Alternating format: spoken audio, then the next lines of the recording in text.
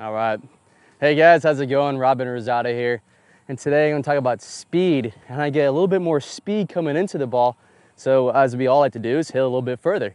So I'm going to go over about two main things that I'm doing personally in my swing to help create a little bit more speed, because that's what I really want to do. So Clay, go ahead and read me those numbers, what I did just there, how fast my club head speed and everything was. Yeah, that was already pretty fast. You're 114.8. Okay. And your carry distance was 265. Total distance was 278. Okay. So a little into the wind, so that's hit pretty hard still. All right, cool. So that was all right. So 114 was that one, and that was kind of like a controlled swing that I could do.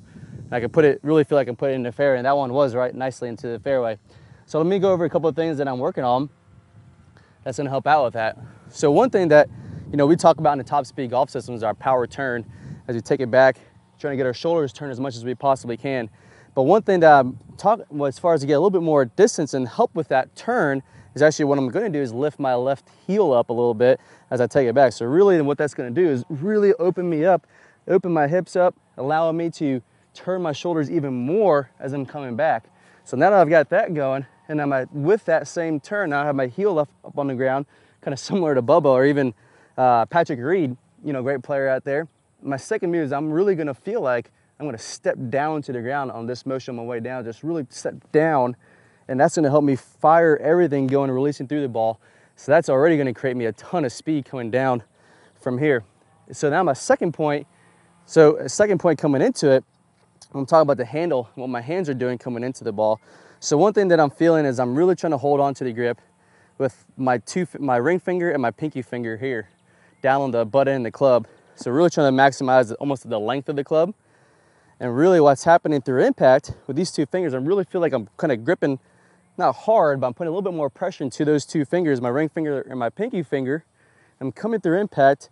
That handle, I'm really gonna feel like that handle is that butt of the club is gonna rise up, kind of that pivot point, whip through. So what that's doing is creating more speed just with the hands alone, right down at the ball where we really want it to be. So we really want this, so this is the ball here.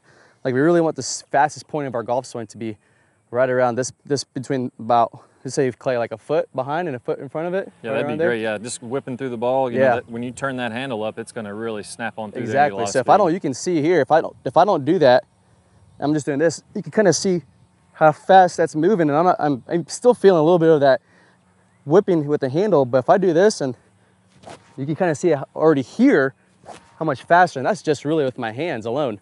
So those are the two things I'm working on personally to get a little bit more miles per hour, is having that heel up and feeling that whip and feeling those two fingers, and that's going to kind of rise up and pivot through right at impact and whip right at the ball. So let me go ahead and smack one out there, trying to focus on lifting the heel up and then stepping down and having those hands whip through impact. All right, guys, let me see. Hopefully I can do a good one here for you.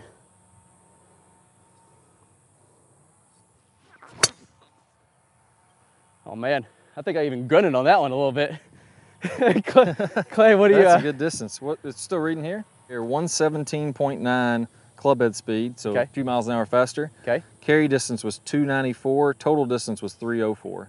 All right, so you can see that even though it was only, what, 3 miles per hour more that I was able to get, oh my gosh, how much more? 30 yards. About 30 yards more. So it's not necessarily like, oh, I need to go and crank it out there about 10 miles per hour more. So it's kind of like the baby steps. So I'm in the beginning stages of me trying to hit it a little bit further, create more speed in my golf swing.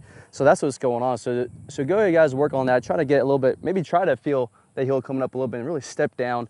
Have that handle kind of turn it in a little bit, and I get that whip effect coming into the ball.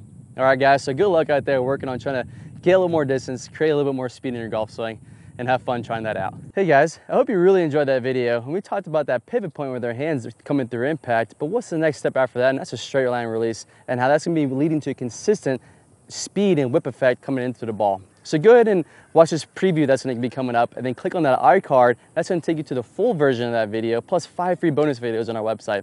All right, guys, well, have fun out there, play well as always, and good luck. You know, a common misconception I see is that we want to create lag, and we just want to hold that lag all the way on through contact and get as much lag as we can coming through contact, and that's simply not true. In the release section, we're going to talk about how to turn that lag into energy, how to turn that into speed so that you can hit it very far and do it, like we mentioned, without hardly any effort at all.